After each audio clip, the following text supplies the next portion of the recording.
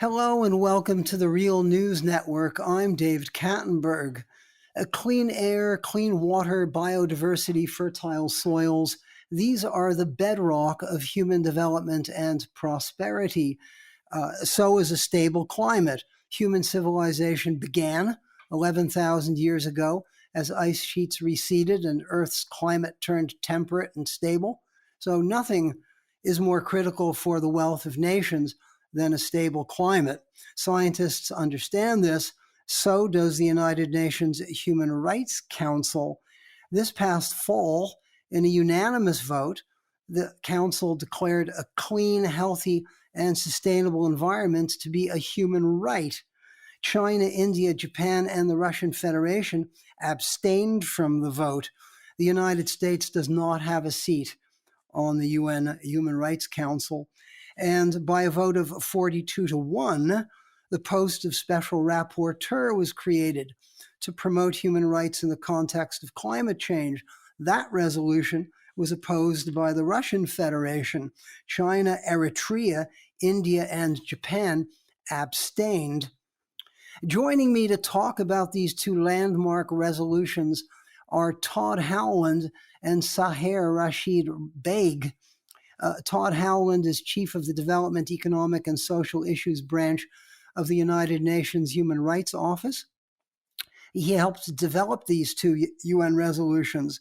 Saher Baig is an environment and human rights advocate based in Karachi, Pakistan.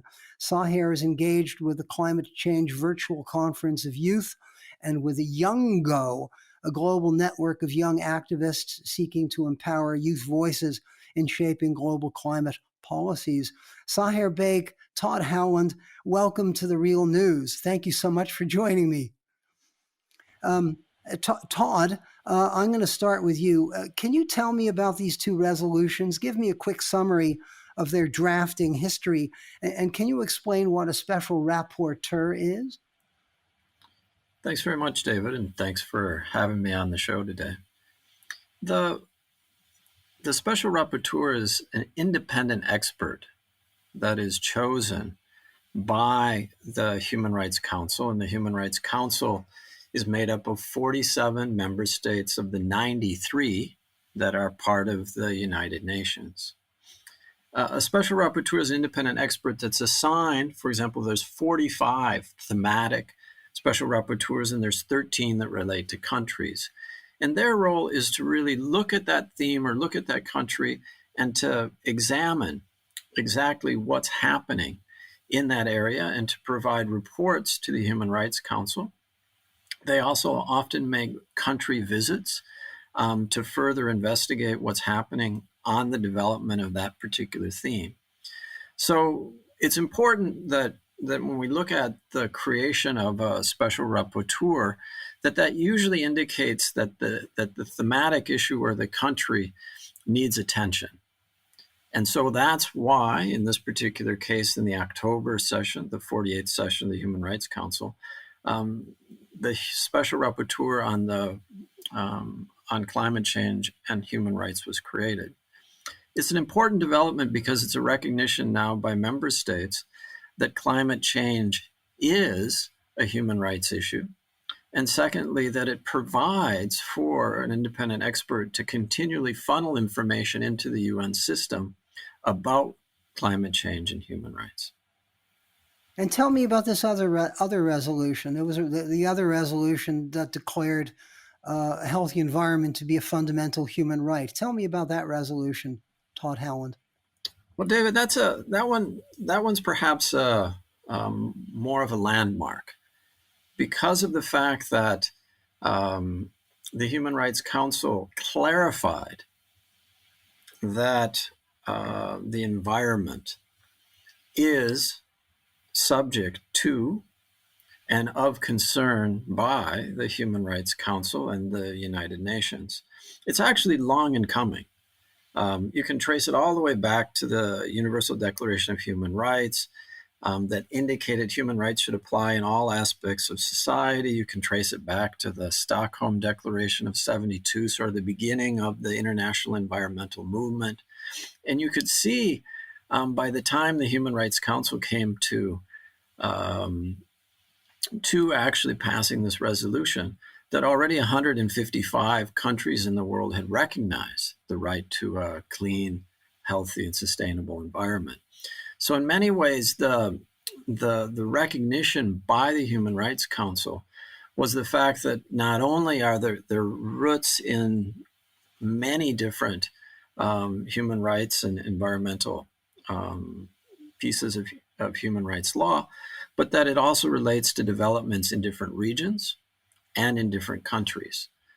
Also, it was really an important political development because the core states that were supporting this ended up with more than 1,000 NGOs globally supporting them and pushing for this.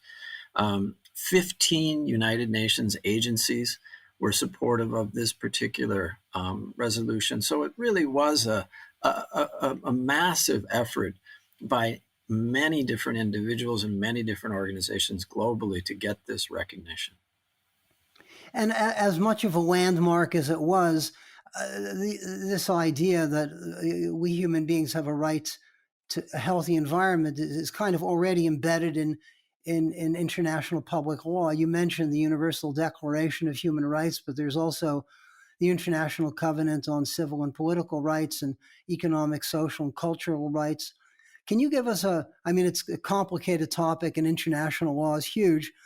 Without going into details, incredible details, can you give us a quick scan of where we find confirmation within these canonical instruments, legal instruments, that we have a right to a healthy, clean environment and stable climate?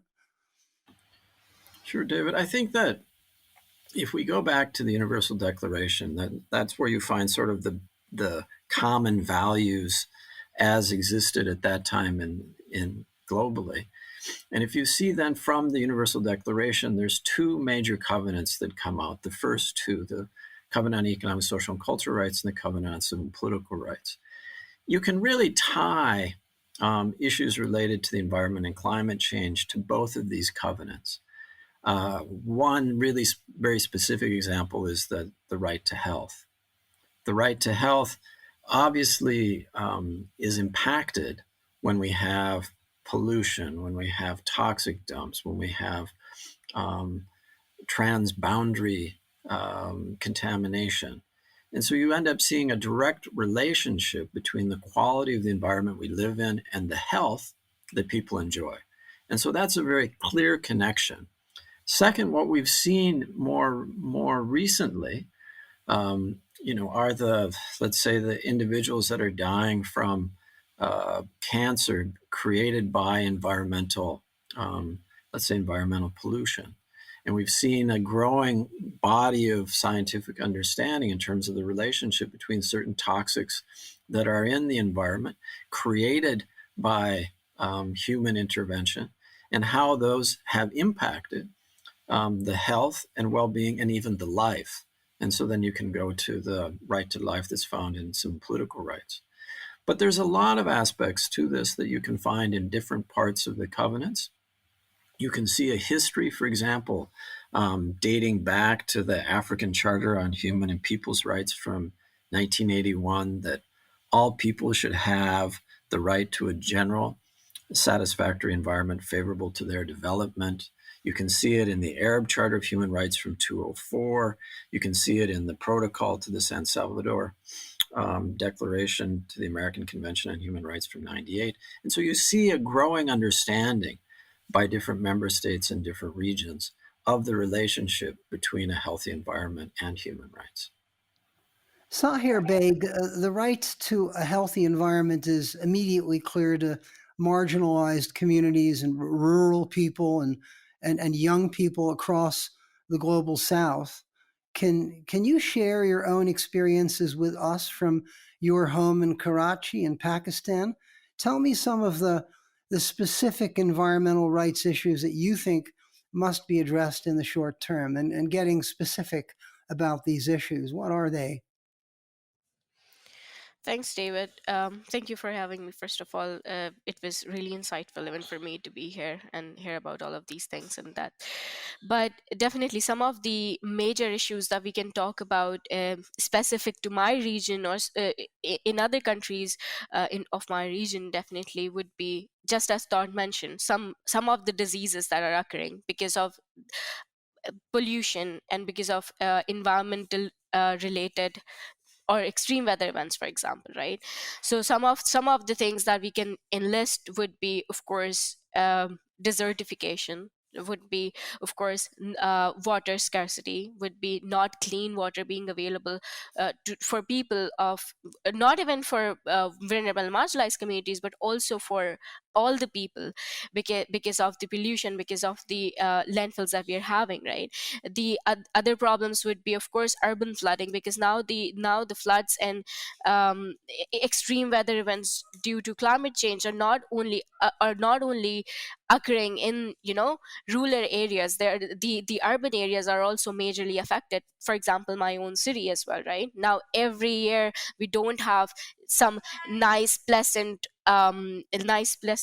rainfall, but we rather have a lot of rain at one point, and that causes urban flooding. So you cannot even get out of your home, even if you're a privileged person. You're not living in a village, you're living in a very built up city, but you can still not do it, right?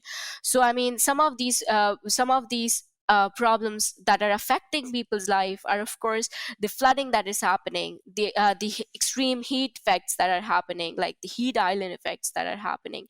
And plantation is, we can actually see that they're being serious about planting trees. But I mean, if you ask me, as someone who has been active in the negotiations, or who have been active in the major climate policies, dynamics, I don't think if that is a major area of focus that we should be focusing on, right? So I think that the right to a healthy environment declaration is a very great step towards the right direction. And I mean, it was a long coming, definitely. And there are other things that are actually also happening. But David, I would want to ask your permission to talk about that first, because you wanted me to enlist all the disasters. But I mean, yes. So I see, and as a person from a global south, I see and live these impacts every day. I see a fisherman suffering, I see a farmer suffering, I see how droughts can change one person's life, I see how extreme weather events can kill people, just a lot of heat, and normal summers, which are a fun part for somebody living in the global north, can kill someone and ruin their whole families, for example. So this is actually my passion, to actually work even more for towards the rights of the young people, as their well-being has been majorly affected, and towards the right of the future generations as well, because we're not doing it just for ourselves, we're doing it for the future generations as well, because we have to give them a sustainable world. So I have been Sahir, let working me on. jump in. Let me jump in here quickly. Can you tell me about this declaration on youth, children, and climate action that you've been working on? Yes, exactly. That is where I was coming, basically. So I have been working on this declaration on children, youth, and climate action. It's an intergovernmental declaration, which was launched at COP26, at COP27, at COP25. I'm sorry, in Madrid in 2019. And for this, one of the UN agency, UNICEF, and Children's Environmental Science Initiative, and also the constituency that I'm a part of, that is called YOUNGO, which is the official children and youth constituency of the UNFCCC, are the co-custodians. This declaration has 7 prominent demands or key asks that member states can actually take into account and build towards every single young person's and future generations and children's right to a healthy environment, basically. This declaration has 30 countries so far, and we have been working on it throughout these 2 years, and we want to make it the first ever COP decision in UNFCCC's history focused on young people and children, because this is really unfortunate how we see some things are very basic as right to a healthy environment, and it's really im- I mean, everyone can see how young people and future generation, what place do they hold in in protecting their rights, right? But there has been no decision, no COP decision focused on them until today. So this declaration is very crucial, and we have actually at COP26 we have also launched a network of champion governments, which are the governments who have signed the declaration, because we do not only need signatures. That is not enough. We also need implementation. We also need them to turn their ambition into action, to turn their words into action, to show us that they're doing something. So this declaration is very crucial, and I just hope that anyone who's watching it right now and who can liaise with their government as well would definitely sign this declaration as well. We need as many member states as we can. Well, on that topic, let's talk about next steps. UN Rights Commissioner Michelle Bachelet has called on member states to take, quote, bold action to give prompt and real effect to the right to a healthy environment. And she's called on governments to develop transformative economic, social, and environmental policies that will protect people and nature. Todd Howland, is a concrete action agenda in the works? And when will a special rapporteur actually be appointed? Well, David, I think that it's a very complex question, because there are 193 member states of the UN, and each of them are in, let's say, different stages of development relative to their understanding and their action needed relative to climate change and the environment. Some states are definitely taking more leadership, and you can see in terms of policies. You can even see in the business sector, an area that's, let's say, too often considered a human rights free zone.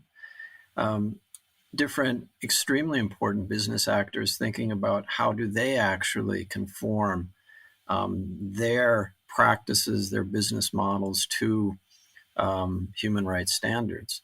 And so, it is a nascent effort relative to the dimension of the problem that we're facing. The fact that we do have recognition from the Human Rights Council provides activists and those politicians that feel this is a crisis and are pushing, it provides them one extra, let's say, arm for their advocacy. But we have a long way to go to reach what the High Commissioner has termed bold action. But that's really what's required if we're going to save people and planet at this moment. And logistically, is there a focus or a nexus or a place or an office where an action agenda is actually being developed within the human rights area of the United Nations? Has somebody been tasked with coming up with a short list of actions that can be taken? Well, absolutely. I mean, part of the role of the Office of the High Commission for Human Rights, part of the role of the UN Environmental Program is to support those entities, states, businesses, let's say the duty bearers, to change their practices. And part of what our role is to identify good practices. And you'll see that there'll be upcoming reports to the Human Rights Council that will be seeking out those good practices, and we'll be sharing those in the context of upcoming reports. Already before the last two resolutions, there was a special rapporteur on the environment and human rights. Now there's one on climate change and human rights. Together, you will see a growing, let's say, effort from the Human Rights Council, where both of them are highlighting problems and opportunities for change. Saher, you've spoken about your declaration. Can you talk a bit about specific plans that are underway or actions that are being organized and implemented by youth groups and coalition around the world, which are trying to advance the protection of human rights insofar as the environment is concerned? Can you talk about specific actions that are underway? So yes, basically, first of all, we if I talk specifically about the declaration, we're trying to mobilize the young people at grassroots levels, right? Because every country is different. Every push, just as Todd also mentioned, it all these declarations and all these talks actually give us a stronger arm to push even further, to create a greater momentum, for example, right?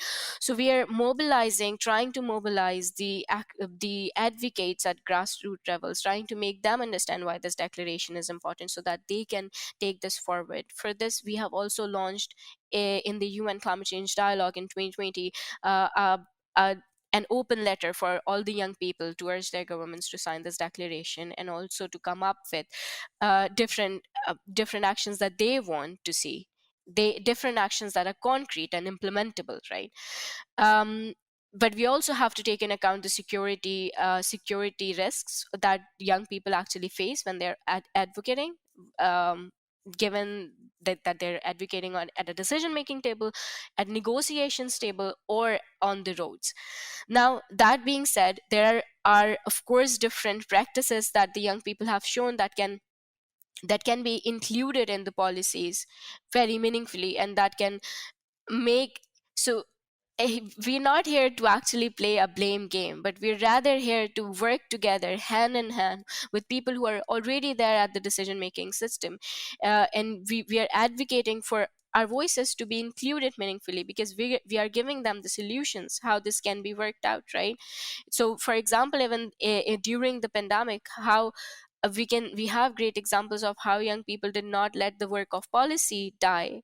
The virtual conference of youth of YOUNGO is a great example for that included the voices of the young people from vulnerable marginalized communities, gave them the freedom to make their voices heard in the wider consultations, which was this whole consultations with the name of Global Youth Statement was handed to the COP president, and it was included in the cover decision as well. Countries also read out how the young people also want more youth inclusive decisions. For example, New Zealand read out that during the COP26, right?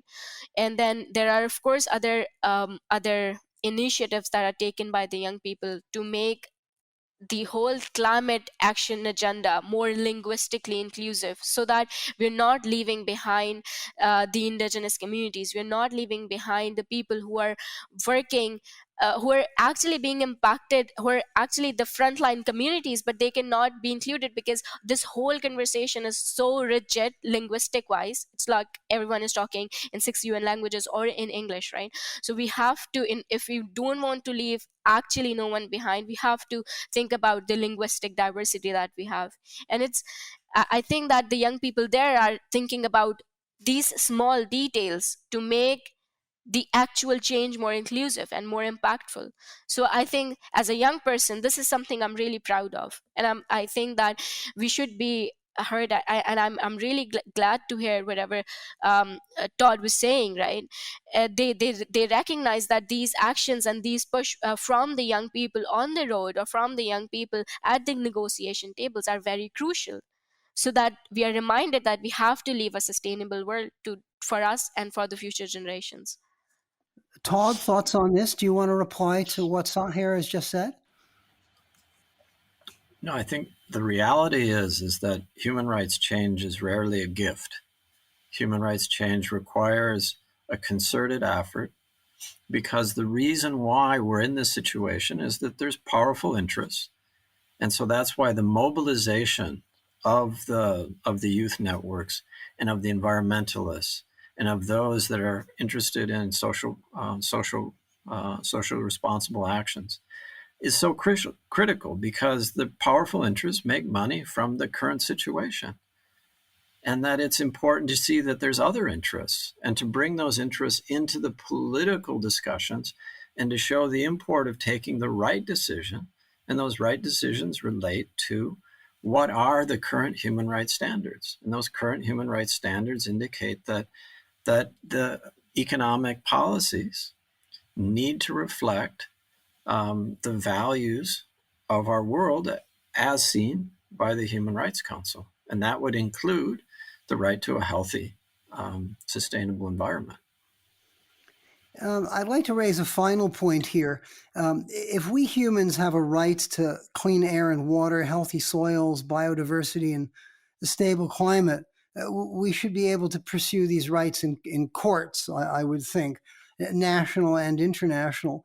And one recent, very interesting example of these issues in the courts, the German Constitutional Court rendered a decision this past spring regarding Germany's Climate Protection Act, ruling that the act didn't take Germany's international obligations and future generations into account.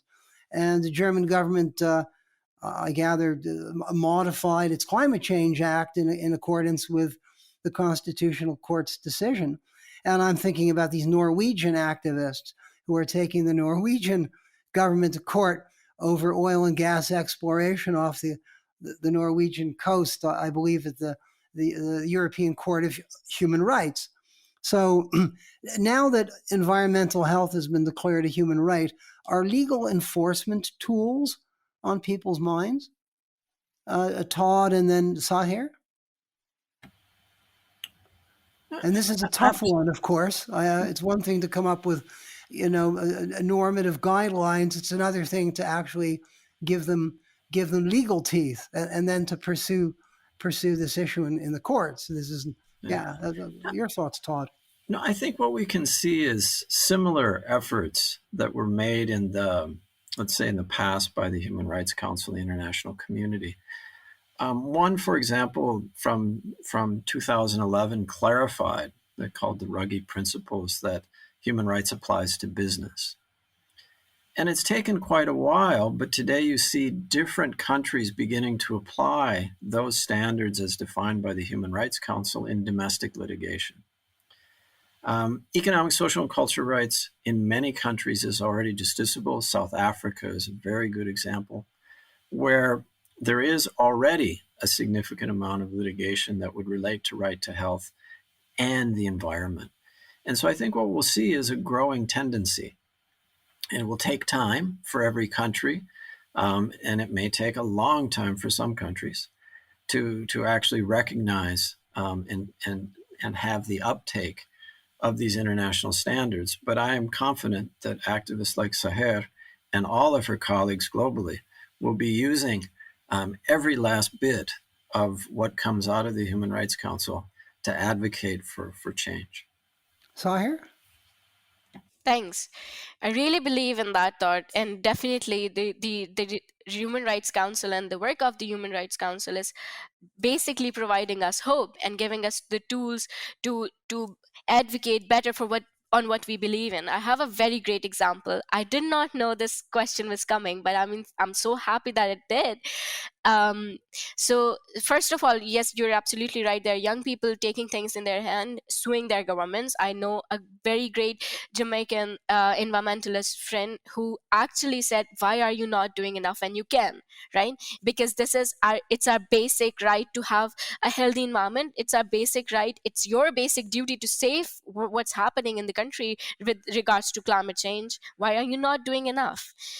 This is frustrating. But there are also young people who are mobilizing themselves, like this great initiative that I have worked with very briefly, which is called World Youth for Climate Justice. They're taking the whole climate crisis problem from they're the young people from different part of the world, and they're taking this to International Court of Justice. Why? Because we believe that justice can be given, and we believe that this is actually a legal problem, and we believe that we can actually build upon if we mobilize together all the forces. We're serious about it, and we actually do. It's not about one person doing all the job as a young person, but we together joining forces from all around the world, taking this problem to the International Court of Justice.